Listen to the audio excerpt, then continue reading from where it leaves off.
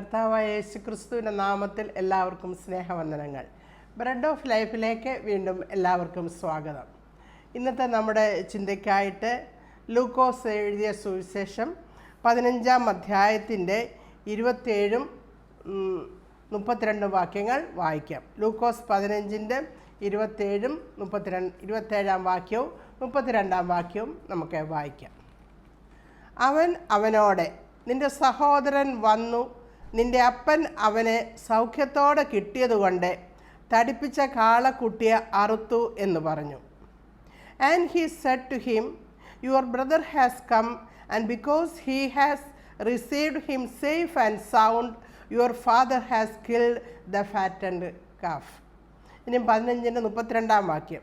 നിന്റെ ഈ സഹോദരനോ മരിച്ചവനായിരുന്നു, വീണ്ടും ജീവിച്ചു, കാണാതെ പോയിരുന്നു, കണ്ടുകിട്ടിയിരിക്കുന്നു. ആകയാൽ ആനന്ദിച്ച് സന്തോഷിക്കേണ്ടത് അത്യാവശ്യമായിരുന്നുവെന്ന് പറഞ്ഞു. It was right that we should make merry and be glad, for your brother was dead and is alive again, and was lost and is found. നമുക്കെല്ലാവർക്കും അറിയാവുന്ന ഒരു ഭാഗമാണ് ഇത്. ദൈവവചനത്തിൽ നമ്മുടെ കർത്താവ് അനേക കഥകൾ പറഞ്ഞിട്ടുണ്ട്. എന്നാൽ ലൂക്കോസിൻ്റെ സുവിശേഷം 15-ാം അധ്യായത്തിൽ, ഈ അധ്യായത്തിൽ കർത്താവ് പറഞ്ഞ 3 കഥകൾ രേഖപ്പെടുത്തിയിട്ടുണ്ട്. അതിൽ 3-ാമത്തെ കഥയെ ആസ്പദമാക്കി കർത്താവിൻ്റെ വചനത്തിൽ നിന്ന് ചിന്തിക്കാമെന്നാണ് ഞാൻ ആഗ്രഹിക്കുന്നത്. നമ്മൾ ഒന്നാമത്തെ ഏത് കോണ്ടസ്റ്റിലാണ് കർത്താവ് ഇത് പറഞ്ഞതെന്ന് ചോദിച്ചാൽ, ചുങ്കക്കാരും പാപികളും എല്ലാം കർത്താവിൻ്റെ വചനം കേൾക്കുവാൻ അവനോട് അടുത്തു കൂടുമായിരുന്നു. പാപത്തിൽ ജീവിച്ചവരെ, ദൈവഹിതകരമല്ലാത്ത പ്രവൃത്തികൾ ചെയ്തവരെല്ലാം കർത്താവിൻ്റെ വചനം കേൾക്കുവാൻ കൂടുമായിരുന്നു. അപ്പോൾ പരീശന്മാർക്കും ശാസ്ത്രിമാർക്കും ഇതൊട്ടും പിടിച്ചില്ല. അവർ പറഞ്ഞു, ഇവൻ ചുങ്കക്കാരോടും പാപികളോടും കൂടി ചേർന്ന് ജീവിക്കുന്നു, അവരിൽ നിന്ന് അവരോട് കൂടെ ഭക്ഷണം കഴിക്കുന്നു എന്നൊക്കെ കർത്താവിനെ പറ്റി അവർ പറഞ്ഞു. അന്നേരം അവരോട് പറഞ്ഞ കഥയാണിത്. 3 കഥകൾ പറഞ്ഞു. അത് ഒന്നാമത്തെ നമുക്കറിയാവുന്ന ഈ 3 കഥകളും നമുക്കറിയാം. എന്നാൽ ഈ 3-ാമത്തെ കഥ അനേകരുടെ ജീവിതത്തിൽ ചലനമുണ്ടാക്കിയതാണ്. അനേകരെ അവിടെ നാശകൂപത്തിൽ നിന്ന് വിടുവിച്ച് നമ്മുടെ കർത്താവിൻ്റെ സന്നിധിയിൽ, കർത്താവിൻ്റെ അടുക്കലേക്ക് ദൈവമക്കളാക്കി തീർത്തതാണ് ഈ കഥ, 3-ാമത്തെ കഥ.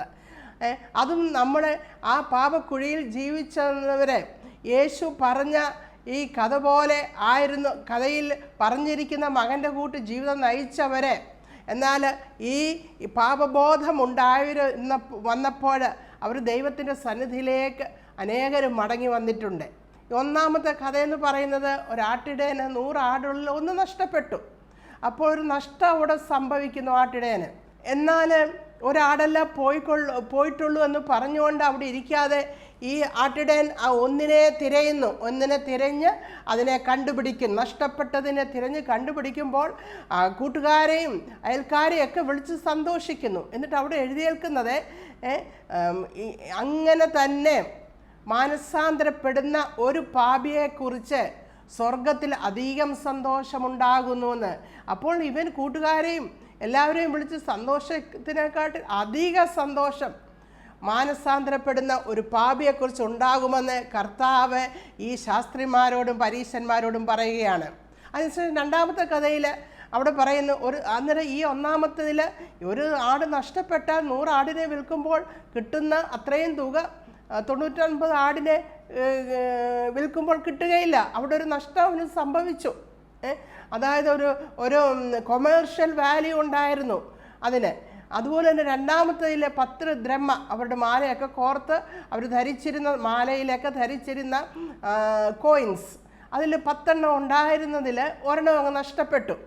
അതും അവർ നഷ്ടപ്പെട്ടു പോയല്ലോ, അല്ലെങ്കിൽ എനിക്ക് 9 ഉണ്ടല്ലോ എന്ന് പറഞ്ഞിരിക്കാതെ നഷ്ടപ്പെട്ടതിനെ തിരഞ്ഞു പിടിച്ച് ആ സ്ത്രീയും അവിടെ കണ്ടുപിടിക്കുന്നു.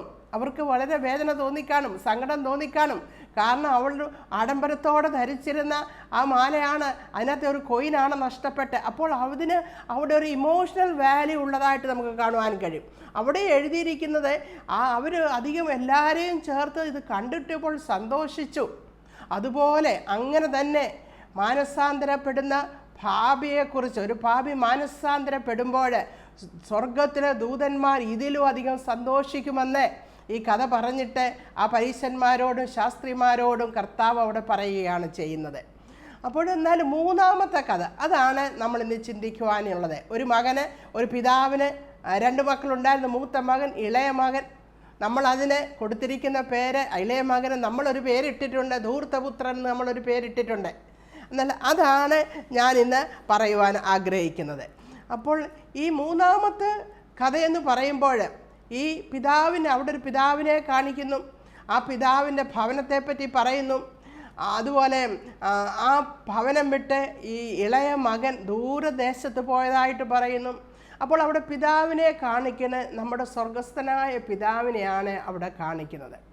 ആ ഭവനം കാണിക്കുന്നത് ദൈവസന്നിധി, ദൈവരാജ്യം, സ്വർഗരാജ്യം, അതാണ് ഭവനം കാണിക്കുന്നത്. ദൂരദേശത്തേക്ക് അവൻ പോയെന്ന് പറയുമ്പോൾ ദൂരദേശം കാണിക്കുന്നത് ഈ ലോകത്തിലേക്ക്, ഈ ലോകത്തിൻ്റെ പ്ലഷേഴ്സിലേക്ക് ആസ്വദിക്കുവാൻ വേണ്ടി ഈ ദൈവരാജ്യത്തിൽ നിന്ന് ഈ ലോകത്തിലേക്ക് പോയി എന്നാണ് ആ കഥയിൽ നിന്ന് നാം മനസ്സിലാക്കേണ്ടത്.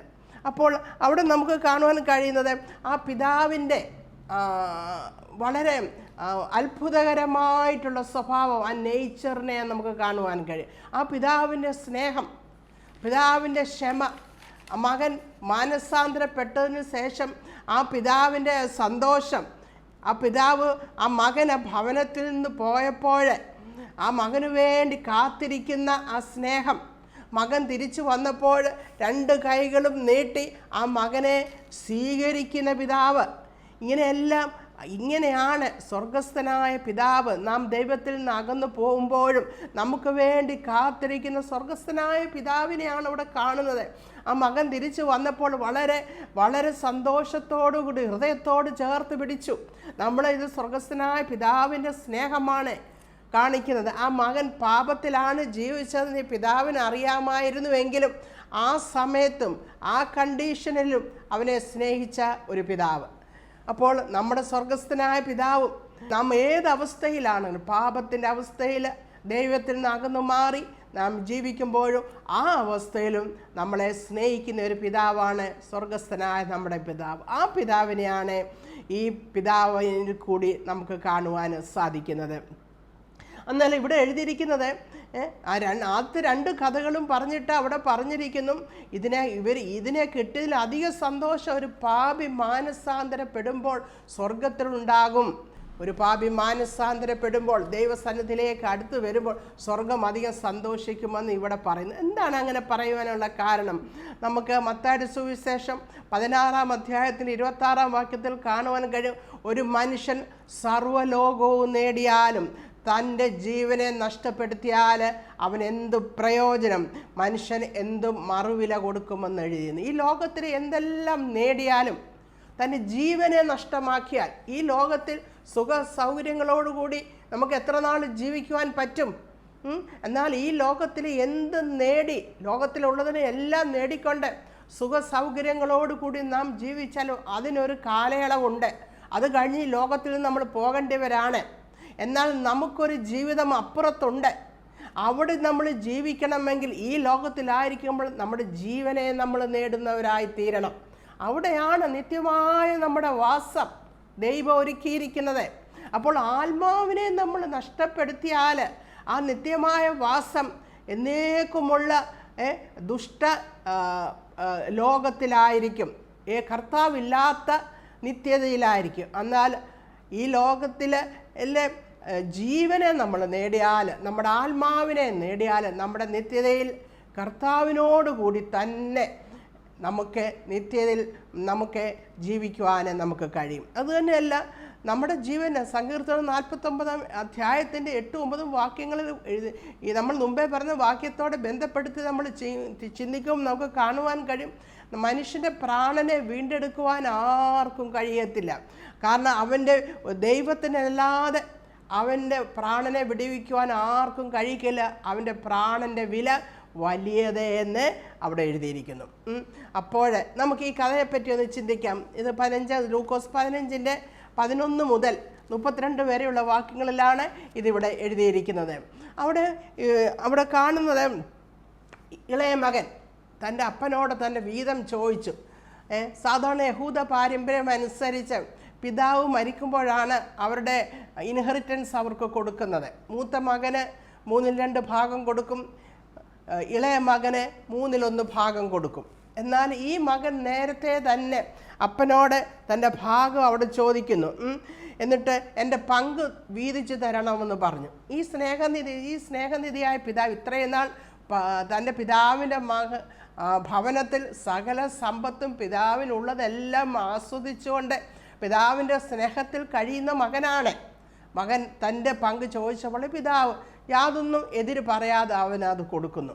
അപ്പോൾ അത് കൊണ്ട് അവൻ ദൂരദേശത്തേക്ക് പോയി. അവിടെ എഴുതിയിരിക്കുന്നത്, ഏറെ നാൾ കഴിയും മുമ്പേ ഇളയ മകൻ സകലവും സ്വരൂപിച്ച് ദൂരദേശത്തേക്ക് അവൻ ദൂരദേശത്തേക്ക് തൻ്റെ ഭവനം വിട്ട്, ഞാൻ മുമ്പേ പറഞ്ഞു, തൻ്റെ ഭവനം ദൈവരാജ്യം, സ്വർഗരാജ്യം, പിതാവിൻ്റെ സന്നിധി, ദൂരദേശം എന്ന് പറയുന്നത് ഈ ലോകത്തിൻ്റെ മോഹങ്ങളിലേക്ക്, ഈ ലോകത്തിലേക്ക് അവൻ പോയി. എന്താണ് അവൻ ഈ ലോകത്തിലേക്ക് പോയപ്പോൾ? അവൻ്റെ കൈ നിറയെ രൂപയുണ്ട്, കാശുണ്ട്, സമ്പത്തുണ്ട്. അവൻ എന്ത് ലഭിച്ചു? അവൻ അനേക കൂട്ടുകാരെ ലഭിച്ചു. അവിടെ എഴുതിയിരിക്കുന്നത് ദുർനടപ്പുകാരനായി ജീവിച്ചു. അവൻ ദുർനടപ്പുകാരനായി ജീവിച്ചു. രണ്ടാമത് എഴുതിയിരിക്കുന്നത്, അവൻ വസ്തു നാനാവിധമാക്കി കളഞ്ഞു, എല്ലാം ചെലവഴിച്ചു. അവന് ലഭിച്ച വസ്തു സമ്പത്ത്, വലിയൊരു സമ്പത്തുണ്ടായിരുന്നു, അതെല്ലാം ദുർനടപ്പ് കഴിഞ്ഞ്, കൂട്ടുകാരുമായിട്ട് കഴിഞ്ഞ്, ഈ ലോകത്തിൻ്റെ സുഖങ്ങളിൽ കഴിഞ്ഞ്, പിതാവിൻ്റെ ഭവനത്തിൽ മാറി ഈ ലോകത്തിൻ്റെ സുഖത്തിൽ കഴിഞ്ഞ് ദുർനടപ്പിൽ കൂടി ജീവിച്ച് എല്ലാ വസ്തുവകളും അവന് നഷ്ടമായി. അവിടെ അത് കഴിഞ്ഞിട്ട് എഴുതിയിരിക്കുന്നത്, അവ ദേശത്ത് കഠിന ക്ഷാമം ഉണ്ടായിട്ട് അവനെ മുട്ടുവന്നു തുടങ്ങി. ദേശത്ത് അതിനോട് കൂടി ദേശത്തൊരു കഠിന ക്ഷാമവും കൂടി വന്നു. ആ കഠിന ക്ഷാമ സമയത്ത് തീർച്ചയായിട്ടും എല്ലാത്തിനും വില കൂടിക്കാണും, എല്ലാം അവിടെ ദുർലഭമായിരിക്കും. എന്നാൽ അവന് വില കൊടുത്ത് ഉള്ളത് വാങ്ങിക്കുവാനുള്ള കഴിവ് അവനില്ലായിരുന്നു. കാരണം അവൻ്റെ സമ്പത്തെല്ലാം അവൻ നശിപ്പിച്ചു കളഞ്ഞു. അതിനുശേഷം എന്ത് ചെയ്തു? അവന് മുട്ടുവന്നു തുടങ്ങി. ആ ദേശത്തിലെ പൗരന്മാരിൽ ഒരുത്തനെ ചെന്ന് ആശ്രയിച്ചു. ആ ദേശത്തിലെ ഒരാളെ ചെന്ന് ആശ്രയിച്ചിട്ട് അവൻ എന്തെടുത്ത്? പന്നിയെ മേയ്ക്കുന്ന ജോലിയിൽ അവൻ ഏർപ്പെട്ടു. അത്രമാത്രം അവനങ്ങ് അതമ്പതിച്ച് കഷ്ടത്തിലായി. യഹൂദന്മാരെ സംബന്ധിച്ചിടത്തോളം പന്നി എന്ന് പറയുന്നത് അവർക്ക് അറപ്പുള്ള ഒരു ആനിമലാണ്. അവർക്ക് പല മൃഗങ്ങളും അവർക്ക് നിഷിദ്ധമാണ്, അവർക്ക് ഉപയോഗിച്ചുകൂടാ എന്ന് വചനത്തിൽ പറയുന്നുണ്ട്, ന്യായപ്രമാണത്തിൽ പറഞ്ഞിട്ടുണ്ട്. എന്നാൽ അത് ഏറ്റവും അവർ വെറുക്കുന്ന മൃഗം എന്ന് പറഞ്ഞ പന്നിയാണ്. അപ്പോൾ ഏറ്റവും യഹൂദന്മാർ അവൻ പോയി ദൂരദേശം എന്ന് അവിടെ നിന്ന് പറയുമ്പോൾ, ദൈവത്തിൻ്റെ സന്നിധി വിട്ടുപോയെന്നൊക്കെ പറയുമ്പോൾ, അവിടെ നിൽക്കുന്ന യഹൂദന്മാരില്ലാത്ത ജാതികളുള്ള ഗലീലേക്ക് അപ്പുറമായിട്ടുള്ള പന്നികളെ വളർത്തുന്ന ജാതികളുടെ ഇടയിലേക്കാണ് അവൻ പോയത്. അപ്പോൾ അവന് ആ പന്നികളെ നോക്കുമ്പോൾ ആഹാരം കഴിക്കുവാൻ ആഗ്രഹിച്ചു. എന്നാൽ പന്നിക്ക് കൊടുക്കുന്ന പന്നിയുടെ ആഹാരം പോലും അവന് കിട്ടാതെയായി. പ്രിയപ്പെട്ടവരെ, ദൈവസന്നിധിയിൽ നിന്ന് നമ്മൾ മാറിപ്പോകുമ്പോൾ, ദൈവത്തിൽ നിന്ന് മാറിപ്പോകുന്ന ഒരു മനുഷ്യൻ്റെ ദുരവസ്ഥയാണ് ഇവിടെ വരച്ചു കാണിച്ചിരിക്കുന്നത്. ആ മനുഷ്യനെ പറ്റി നമ്മൾ കുറിവാക്യത്തിൽ വായിച്ചത്, അവൻ നഷ്ടപ്പെട്ടു പോയെന്ന് നമ്മൾ വായിച്ചു, തിരികെ ലഭിച്ചു എന്ന് വായിച്ചു, അവൻ മരിച്ചു എന്ന് വായിച്ചു, അവന് ജീവൻ തിരികെ വന്നപ്പോൾ അവൻ ജീവൻ പ്രാപിച്ചു എന്ന് വന്നു. അപ്പോൾ ദൈവത്തിൽ നിന്ന് അകന്നു പോകുന്ന ഒരു വ്യക്തി അവന് നഷ്ടത്തിലാണ് ജീവിക്കുന്നത്, കഷ്ടത്തിലാണ് ജീവിക്കുന്നത്, അവൻ നഷ്ടപ്പെട്ടവനായിട്ടാണ് ജീവിക്കുന്നത്. അവൻ ആത്മീകമായിട്ട് മരിച്ചവനാണ് അവൻ ജീവിക്കുന്നത്. പടിപടിയായിട്ടാണ് അവൻ്റെ ജീവിതത്തിൽ ഓരോരോ കഷ്ടതകൾ വന്നു തുടങ്ങിയത്. പടിപടിയായിട്ട് ആദ്യം അവൻ്റെ പൈസ, അവന് സ്വാതന്ത്ര്യം, പിതാവിൽ നിന്ന് അവൻ മത്സരിച്ചു, പിതാവിനോട് നിന്ന് അവൻ സ്വാതന്ത്ര്യം അവൻ ആഗ്രഹിച്ചു. അങ്ങനെ അവൻ പോയി. എന്നാൽ അവൻ്റെ സമ്പത്ത് നഷ്ടപ്പെട്ടു, അവൻ്റെ മാനം അവന് നഷ്ടപ്പെട്ടു.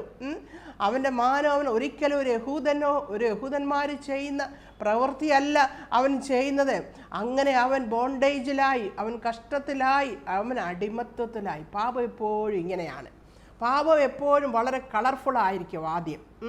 രണ്ട് പിശാച് നമ്മുടെ അടുത്ത് വരുന്നത് കറുത്ത 2 കൊമ്പുള്ള ആളുമായിട്ടൊന്നും അല്ല നമ്മുടെ അടുത്ത് വന്ന് കൂടുന്നത്.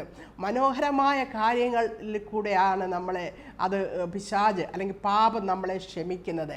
ഈ പയ്യനെ സംബന്ധിച്ചിടത്തോളം അവൻ ഒരിക്കലും വിചാരിച്ചില്ല അവസാനം അവൻ പന്നിക്കൂട്ടിൽ വന്നെത്തുമെന്ന് അവൻ ഒരിക്കലും വിചാരിച്ചില്ല. അവൻ വിചാരിച്ച് എൻ്റെ ഈ സമ്പത്ത് കൊണ്ട് എനിക്ക് വളരെ ആർഭാടമായി ജീവിക്കാമെന്നാണ് അവൻ വിചാരിച്ചത്. അവൻ്റെ ഈ കഷ്ട സമയത്ത് അവനെ സഹായിക്കുവാൻ അവരാരും ഉണ്ടായില്ല. അവൻ ആശ്രയിച്ച മനുഷ്യൻ അവനെ സഹായിച്ചില്ല. ഒരാഹാരം പോലും, മൃഗത്തിന് കൊടുക്കുന്ന ആഹാരം പോലും അവന് ലഭിച്ചില്ല. ദൈവത്തിൽ നിന്ന് നമ്മൾ അകന്നു പോകുമ്പോഴാണ് നമ്മൾ മനുഷ്യരിൽ ആശ്രയിക്കുന്നത്. ദൈവത്തിലുള്ള വിശ്വാസ ചോർച്ച സംഭവിക്കുമ്പോഴാണ് നാം മനുഷ്യരിൽ ആശ്രയിക്കുന്നത്. ദൈവത്തിനും ദൈവത്തിൻ്റെ വചനത്തിനും നമ്മൾ പ്രാധാന്യം കൊടുക്കാത്തപ്പോഴാണ് നമ്മൾ മനുഷ്യരിൽ നമ്മൾ ആശ്രയിക്കുവാൻ തുടങ്ങുന്നത്. ഇവൻ കഷ്ടത്തിലായി, മഹാകഷ്ടത്തിലായി, ദാരിദ്ര്യത്തിലായി, ദുഃഖത്തിലായി, വേദനയിലായി. പാപം എപ്പോഴും ഇങ്ങനെയാണ്. പാപം വാരൻ വേഴ്സ്ബി അദ്ദേഹത്തിൻ്റെ പുസ്തകത്തിൽ ഞാനിങ്ങനെ വായിച്ചുകൊണ്ട് പാപം എന്ന് പറയുന്നത് sin binds, sin blinds and sin grinds. Sin binds, പാപം നമ്മളെ ബൈൻഡ് ചെയ്യും. പാപത്തിലേക്ക് നമ്മൾ വീഴുമ്പോൾ നമ്മൾ കെട്ടപ്പെട്ടവരായി തീരുന്നു. ബ്ലൈൻഡ്സ്, നമ്മൾ ഉള്ള അവസ്ഥയെ കാണാതെ വേണം. ഈ പാപത്തിൻ്റെ ശക്തി നമ്മുടെ കണ്ണുകളെ അങ്ങ് മറക്കിച്ചു കളയും. പാപത്തിൻ്റെ അവസ്ഥ എന്തെന്ന് നമുക്ക് മനസ്സിലാക്കുവാൻ കഴിയുകയില്ല. സിൻ ഗ്രൈൻഡ്സ്, നമ്മളെ പൊടിച്ച്, നമ്മളെ അമർത്തി, നമുക്കൊന്നും ചെയ്യാനാകാത്ത വിധത്തിൽ നമ്മളെ തകർക്കുന്നതാണ് ഈ പാപം എന്ന് പറയുന്നത്. അപ്പോൾ നമുക്കതൊക്കെ ആദ്യം നല്ലതായിട്ട് തോന്നും. പ്രോവേർബ്സ് 14-ാം അധ്യായം 12-ാം വാക്യത്തിൽ പറയുന്നു, ചിലപ്പോൾ ഒരു മനുഷ്യന് തൻ്റെ വഴി നല്ലതായി തോന്നും, എന്നാൽ അതിൻ്റെ അവസാനമോ മരണവഴികൾ അത്രയെന്ന്. ഒരു മനുഷ്യന് തൻ്റെ വഴി, ഒരു പാപത്തിൽ പോകുന്ന അവൻ അന്ധകാരത്തിലാണ്, അവന് വഴി. നമ്മുടെ ജീവിതത്തിൽ നമ്മൾ പലരെയും നോക്കുമ്പോൾ നല്ല ജീവിതം നയിച്ചവരെ, നല്ല കുടുംബത്തിൽ പിറന്നവരെ, നല്ല വിദ്യാഭ്യാസമുള്ളവരെ ഇങ്ങനെ പാപത്തിലേക്ക് പോകുന്നു, പാപ വഴിയിൽ ജീവിക്കുന്നവരായിട്ടുള്ളവരുണ്ട്. അവരാദ്യം ദൈവത്തെ അറിഞ്ഞ് ദൈവസന്നിധിയിൽ ദൈവത്തോട് അടുത്ത് ജീവിക്കുന്നവരായിരിക്കാം. എന്നാൽ ചില സാഹചര്യങ്ങളിൽ കൂടി അവർ കടന്നു പോകുമ്പോൾ അവർ ചിലപ്പോൾ കൂട്ടുകാർ മൂലമായിരിക്കും, എന്തുവാണെന്ന് നമുക്കറിയത്തില്ല, അവർ പാപ വഴിയിലേക്ക് അവർ പോകും. എന്നാൽ അവരുടെ അവസ്ഥ മനസ്സിലാകാതെ വണ്ണം അവരുടെ കണ്ണുകളെ പിശാച് അവിടെ അടച്ചെന്നിരിക്കും. അതുകൊണ്ട് അവർക്ക് അവരുടെ അവസ്ഥ മനസ്സിലാകാതെ അവർ പാപത്തിൽ ജീവിക്കുന്നതായിട്ട് നമുക്ക് മനസ്സിലാക്കുവാൻ കഴിയും. ഇത് പാപത്തിൽ ജീവിക്കുന്ന ഓരോ മനുഷ്യൻ്റെ അവസ്ഥയാണ്. എന്നാൽ ഈ ചെറുപ്പക്കാരനെ സംബന്ധിച്ചിടത്തോളം അവനെന്ത് സംഭവിച്ചു? അവൻ ഈ ദാരിദ്ര്യത്തിലായപ്പോൾ, ഈ പന്നിക്കൂട്ടിൽ അവനായപ്പോൾ, ഈ പടുകുഴിയിൽ, ഈ വേദനയുടെ പടുകുഴിയിൽ അവനായപ്പോൾ അവന് എന്ത് സംഭവിച്ചു? അപമാനത്തിലും ദാരിദ്ര്യത്തിലായപ്പോൾ അവിടെ എഴുതിയിരിക്കുന്നത് 15-ാം അധ്യായത്തിൻ്റെ 17-ാം വാക്യത്തിൽ എഴുതിയിരിക്കുന്നു, വയറു നിറപ്പാൻ അവൻ ആഗ്രഹിച്ചു, എങ്കിലും ആരും അവന് കൊടുത്തില്ല. അപ്പോൾ അവന് സുബോധം വന്നു. ഇത്രമാത്രം കഷ്ടത്തിലായപ്പോൾ അവന് സുബോധം വന്നു എന്ന് അവിടെ എഴുതിയിരിക്കുന്നു. അവന് സുബോധം വന്നു. അവൻ ഈ കഷ്ടത്തിലായപ്പോൾ അവന് സുബോധം വന്നു. അവൻ മേളിലോട്ടൊന്ന് നോക്കാൻ തുടങ്ങി. അവൻ്റെ ഭവനത്തെക്കുറിച്ചൊന്ന് അവനൊന്ന് ചിന്തിക്കാൻ തുടങ്ങി. അവൻ്റെ പിതാവിനെ പറ്റി അവനൊന്ന് ചിന്തിക്കാൻ തുടങ്ങി. ആ പിതാവിൽ നിന്ന് അവൻ അനുഭവിച്ച സ്നേഹത്തെപ്പറ്റി അവനൊന്ന് ചിന്തിക്കാൻ തുടങ്ങി. അവൻ്റെ പിതാവിൻ്റെ സ്വത്തിനെ പറ്റി, അവിടെയുള്ള ജോലിക്കാരെ പറ്റി, അവൻ്റെ പിതാവിൻ്റെ ഭവനത്തെ നല്ല വിശിഷ്ടമായ ആഹാരത്തെപ്പറ്റി അവന് ചിന്തിക്കാൻ തുടങ്ങി. ഓ ഹല്ലേലൂയ! അവൻ്റെ ജീവിതത്തിൽ ആ പിതാവിൻ്റെ ഭവനത്തിലുള്ള കാര്യങ്ങളെ പറ്റിയുള്ള ബോധം അവൻ്റെ ഉള്ളത്തിൽ വന്നു. അവന് സുബോധം വന്നപ്പോൾ അവൻ്റെ പിതാവിൻ്റെ ഭവനത്തെപ്പറ്റി അവൻ ചിന്തിച്ചു. നമുക്ക് ഈ 15-ാം അധ്യായത്തിൻ്റെ 17 മുതൽ 19 വരെയുള്ള വാക്യങ്ങൾ നമുക്ക് വായിക്കാം. അപ്പോൾ സുബോധം വന്നിട്ട് അവൻ, എൻ്റെ അപ്പൻ്റെ എത്ര കൂലിക്കാർ ഭക്ഷണം കഴിച്ച് ശേഷിപ്പിക്കുന്നു, ഞാനോ വിശപ്പ് കൊണ്ട് നശിച്ചു പോകുന്നു. ഞാൻ എഴുന്നേറ്റ് അപ്പൻ്റെ അടുക്കൽ ചെന്ന് അവനോട്, അപ്പ, ഞാൻ സ്വർഗത്തോട് നിന്നോടും പാപം ചെയ്തിരിക്കുന്നു. ഇനി നിൻ്റെ മകൻ എന്ന പേരിന് ഞാൻ യോഗ്യനല്ല. നിൻ്റെ കൂലിക്കാരിൽ ഒരുത്തനെ പോലെ എന്നെ ആക്കണമേ എന്ന് പറയും എന്ന് പറഞ്ഞു. അവന് ബോധം വന്നു. അവന് പാപബോധം അവിടെ വന്നു. ഈ പാപബോധം വരുന്നതാണ് സുബോധം വന്നു എന്ന് പറയുന്നത്. അവന് പാപബോധം വന്നു. അവൻ അപ്പൻ്റെ കാര്യങ്ങളെല്ലാം ഓർത്തു.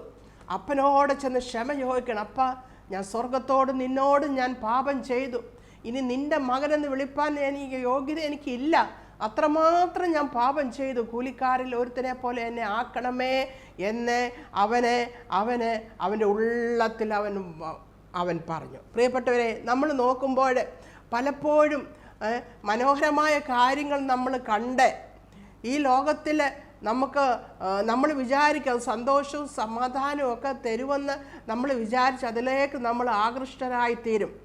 ആദമിനെ ഹവ്വായെ അങ്ങനെയാണ് പിശാച് ചതിച്ചത്. യഹോവയായ ദൈവം പറഞ്ഞു, നന്മ തിന്മയുടെ വൃക്ഷഫലം നീ തിന്നുന്ന നാളിൽ നീ മരിക്കുമെന്നും യഹോവയായ ദൈവം പറഞ്ഞുവെങ്കിൽ പിശാച് എന്താണ് ഹവ്വയോടെ പറഞ്ഞ്? ജെനസിസ് 3-ാം അധ്യായത്തിന് 4-ാം വാക്യത്തിൽ പറയുന്നുണ്ട്, അത് നീ തിന്നുന്ന നാളിൽ നീ യഹോവയായ ദൈവം പറഞ്ഞു നീ മരിക്കുമെന്ന് പറഞ്ഞപ്പോൾ പിശാച് അവളോട് പറഞ്ഞു, നീ മരിക്കയില്ല, നീ ദൈവത്തെ പോലെ ആകുമെന്ന് പറഞ്ഞു. നീ മരിക്കയില്ല, നീ ദൈവത്തെ പോലെ ആകുമെന്ന് പറഞ്ഞു. അപ്പോൾ പിശാച് എപ്പോഴും ഇങ്ങനെയാണ്.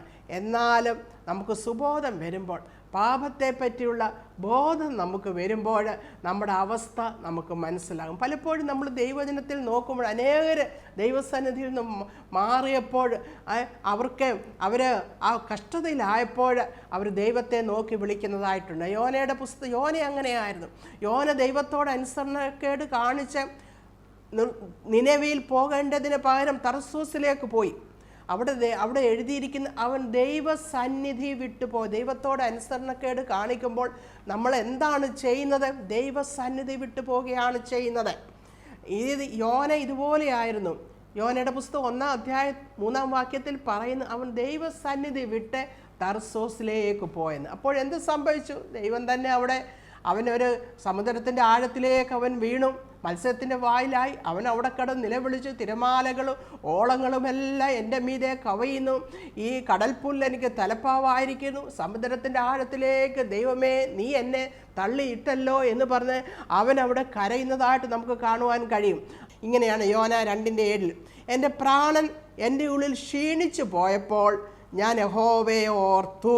അവിടെ എഴുതിയിരിക്കുക, എൻ്റെ പ്രാണൻ ക്ഷീണിച്ചു പോയപ്പോൾ ഞാൻ യഹോവയെ ഓർത്തു. അത്രമാത്രം കഷ്ടത്തിലായപ്പോൾ അവൻ യഹോവയെ ഓർത്തു എന്ന് എഴുതുന്നു. പ്രിയപ്പെട്ടവരെ, ദൈവത്തിൻ്റെ സ്നേഹത്തിൽ നാം ദൈവത്തിൽ നിന്ന് അകന്നു പോകുമ്പോൾ അവങ്കിലേക്ക് അടുപ്പിക്കുവാൻ വേണ്ടി പല കഷ്ടങ്ങൾ ദൈവം നമ്മളെ കൊണ്ടിട്ടെന്ന് വരും. എന്തിനാ? ദൈവത്തിൻ്റെ ആ സ്നേഹത്തിലാണ് നാം അകന്ന് പാപത്തിൽ ജീവിക്കുമ്പോഴും കർത്താവിൻ്റെ ആഗ്രഹം കർത്താവിലേക്ക് നാം തിരികെ വരണമെന്നാണ്.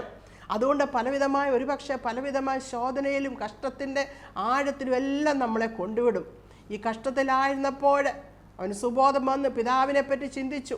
ഇവിടെ യോന അവിടെ പറഞ്ഞു, എൻ്റെ പ്രാണൻ എൻ്റെ ഉള്ളിൽ ക്ഷീണിച്ചപ്പോൾ ഞാൻ യഹോവയെ ഓർത്തു എന്ന് അവിടെ എഴുതിയിരിക്കുന്നു. അതുകൊണ്ട് നമുക്ക് യെശയ്യാപ്രവചനം 55-ാം അധ്യായത്തിൻ്റെ 6-ഉം 7-ഉം വാക്യങ്ങളിൽ ഇങ്ങനെ എഴുതിയിട്ടുണ്ട്, യഹോവയെ കണ്ടെത്താവുന്ന സമയത്ത് അവനെ അന്വേഷിപ്പിൻ, അവൻ അടുത്തിരിക്കുമ്പോൾ അവനെ വിളിച്ചപേക്ഷിപ്പിൻ എന്ന്. യഹോവയെ കണ്ടെത്താവുന്ന സമയത്ത് അവനെ അന്വേഷിപ്പിൻ. ദൈവത്തെ നമുക്ക് അറിയുവാനും ദൈവത്തെ നമുക്ക് മനസ്സിലാക്കുവാനും ഒക്കെ അവസരങ്ങൾ ദൈവം തരുമ്പോൾ ദൈവത്തെ നമ്മൾ അറിയുക, ദൈവവുമായിട്ടൊരു ബന്ധത്തിലേക്ക് നമ്മൾ കടന്നു വരിക.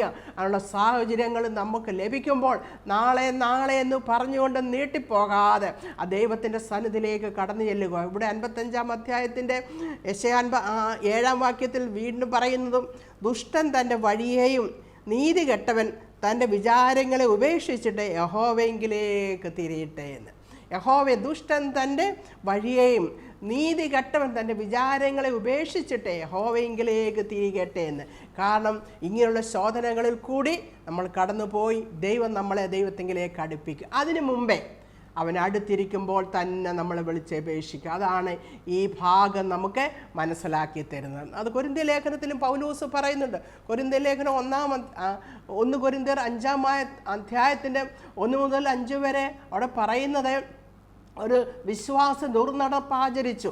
ഒരു വിശ്വാസി അവിടെ ദുർനടപ്പാചരിക്കുമ്പോൾ പൗലോസ് ഒരു കാര്യം, ഈ ദുർനടപ്പ് ആചരിക്കുന്ന വിശ്വാസിയെ ജഡസംഹാരത്തിനായി, കാരണം ജഡത്തിൽ അവന് വേദനകൾ ഉണ്ടാകുവാനായിട്ട് അവിടെ പൗലോസ് ആഗ്രഹിക്കുന്നു. എന്തിനാണ്? 5-ാം വാക്യത്തിൽ ആ ആ 1 കൊരിന്ത്യർ 5:5 പറയുന്നു, അവൻ്റെ ആത്മാവ് കർത്താവിൻ്റെ നാളിൽ രക്ഷിക്കപ്പെടേണ്ടതിന് അവനെ ജഡസംഹാരത്തിനായി ഏൽപ്പിക്കണമെന്ന് പറയുന്നു. അതായത് കർത്താവിൻ്റെ വരവെങ്കിൽ അവൻ ദൈവസന്നിധിയിൽ ചെന്ന് എത്തുവാൻ, നിത്യനാശത്തിലേക്ക് പോകാതെ ഈ ദുർനടപ്പ് ആചരിക്കുന്ന വിശ്വാസി നിത്യമായ നാശകൂപത്തിലേക്ക് വീണു പോകാതെ കർത്താവിൻ്റെ സന്നിധിയിൽ മടങ്ങി ചെല്ലേണ്ടതിന് അവൻ്റെ ജഡത്തിൽ പ്രശ്നങ്ങൾ ഉണ്ടാക്കുവാൻ പറഞ്ഞു. അപ്പോൾ അവൻ യോന നോക്കിയതുപോലെ, അല്ലെങ്കിൽ ഈ ഇളയപുത്രൻ നോക്കിയതുപോലെ സ്വർഗത്തിലേക്ക് നോക്കും. അതിനു വേണ്ടി അപ്പോൾ നമുക്ക് ഈ നമ്മൾ ചിന്തിക്കുമ്പോൾ ഈ മനുഷ്യന് ഈ ഇളയ മകൻ അവിടെ സുബോധം വന്നു. രണ്ടാമതായിട്ട് അവൻ എന്താണ് ചെയ്തത്?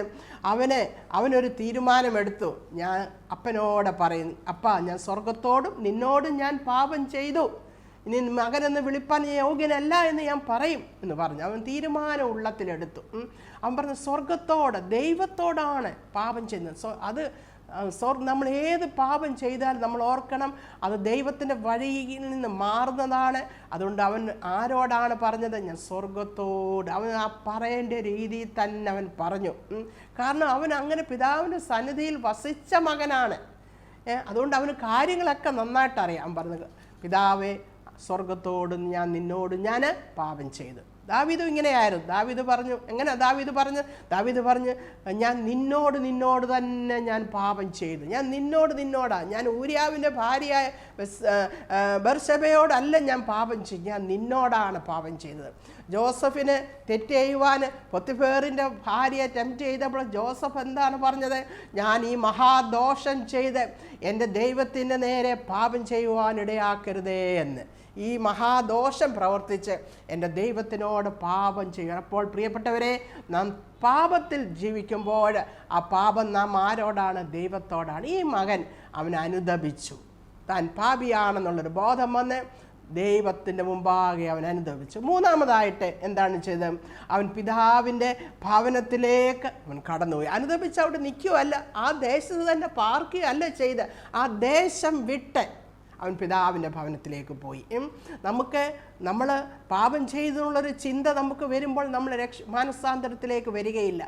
നമ്മൾ അനുദപിച്ചാൽ മാത്രം അയ്യോ ഞാൻ ചെയ്തു പോയി എന്ന് പറഞ്ഞ് അങ്ങനെ അനുദപിച്ചാൽ മാത്രം നാം ദൈവത്തിൻ്റെ മകനായി തീരുകയില്ല. പിന്നെ പിതാവിൻ്റെ സന്നിധിയിലേക്ക്, കർത്താവിൻ്റെ അടുക്കലേക്ക്, ഇതുവരെ വന്ന വഴിയിൽ നിന്ന് മാറി വേറെ ഒരു വഴി, ഇതുവരെ വന്ന ജീവിതത്തിൽ നിന്ന് മാറി വേറൊരു ജീവിതത്തിലേക്ക് അവൻ ആ ദേശം വിട്ട് ഭവനത്തിലേക്ക് പോയി. ഇതാണ് മാനസാന്തരം എന്ന് പറയുന്നത്.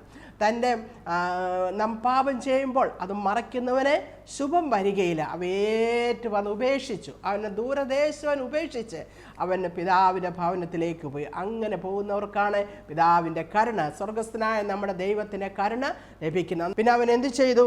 അങ്ങനെ അവൻ എഴുന്നേറ്റ് അപ്പൻ്റെ അടുക്കൽ പോയി.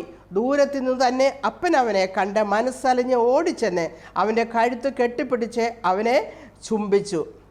അവൻ്റെ കഴുത്ത് ഓടിച്ചെന്ന് അവൻ്റെ കഴുത്ത് ദൂരത്തിൽ നിന്ന് അവൻ വരുന്ന ദൂരത്തിൽ നിന്ന് കണ്ട അപ്പൻ. അപ്പോൾ എന്താണ് അപ്പൻ ചെയ്തുകൊണ്ടിരുന്നത്? തന്നെ വിട്ടുപോയ മകനെ നോക്കി പാർത്ത് ആകാംക്ഷയോടെ നോക്കിയിരുന്ന ദുഃഖത്തോടെ എൻ്റെ മകൻ ഇന്ന് വരും, നാളെ വരും എന്ന് പറഞ്ഞ് നോക്കിയിരിക്കുന്ന ഒരു അപ്പൻ. ഇത് തന്നെയാണ് നമ്മുടെ സ്വർഗസ്ഥനായ പിതാവ്. നമുക്ക് വേണ്ടി നോക്കിയിരിക്കുന്ന ഒരു പിതാവ്, നമുക്ക് വേണ്ടി കാത്തിരിക്കുന്ന ഒരു പിതാവ്, സ്വർഗസ്ഥനായ പിതാവിനെയാണ് ഇത് കാണിക്കുന്നത്. അവൻ ദൂരദേശത്തേക്ക് പോയപ്പോൾ അവനെ നോക്കി കാത്തിരിക്കുന്ന ഒരു പിതാവ്. ആ പിതാവ് അവനെ കെട്ടിപ്പിടിച്ചു, അവനെ ചുംബിച്ചു. അവിടെ ഒരു ഉത്സവം, അവിടെ തടിപ്പിച്ച കാളക്കൂട്ടി അവിടെ അറുത്തു, അവന് മോതിരം ഇട്ടുകൊടുത്തു, അവനെ മകനായി അവനെ സ്വീകരിച്ചു, അവന് ചെരുപ്പ് അവൻ ഇട്ടുകൊടുത്തു. ഹല്ലേലൂയ! അവനെ തടിപ്പിച്ച കാളക്കുട്ടിയെ, അത് സ്വർഗത്തിലെ സന്തോഷമാണ് ഇവിടെ കാണിക്കുന്നത്. സ്വർഗത്തിലെ ദൂതന്മാരുടെ സന്തോഷം, അവൻ്റെ ഇവിടെ പിതാവ് കാണിക്കുന്ന സന്തോഷം, പിതാവ് കാണിക്കുന്ന ആഘോഷമല്ല.